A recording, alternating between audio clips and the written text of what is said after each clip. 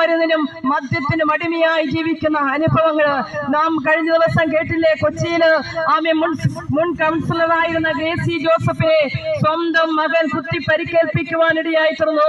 10 മാസം ചുമന്ന് നൊന്ത് പ്രസവിച്ച ആ അമ്മയെ കുത്തി പരിക്കേൽപ്പിക്കുവാൻ ആ മകനിൽ പ്രയോജിതമായത് മദ്യവും മയക്കുമരുന്നുമാണ്. ഇന്ന് മദ്യവും മയക്കുമരുന്നും വർദ്ധിച്ചു കൊണ്ടിരിക്കുകയാണ്. ഈ പാപ സ്വഭാവത്തിൽ നിന്ന് ഒരു മടങ്ങിവരവ് ആവശ്യമാണ്.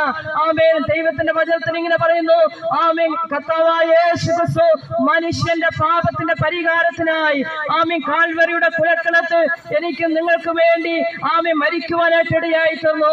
33 വയസ്സ് വരെ ഈ പാർത്തലത്തിൽ പാർത്ത് നന്മ മാത്രം പ്രവർത്തിച്ച് കുരുടരെ സൗഖ്യമാക്കി, ചെകിടരെ കേൾക്കുമാറാക്കി, ഊമരെ സംസാരിക്കുമാറാക്കി, മരിച്ചവരെ ഉയർപ്പിച്ച ആ കർത്താവായ യേശു ക്രിസ്തു 33 തിരുവയസ്സ് നമുക്കെല്ലാവർക്കും വേണ്ടി പരമയാഗമായി തീരുവാനിടയായി തീർന്നു.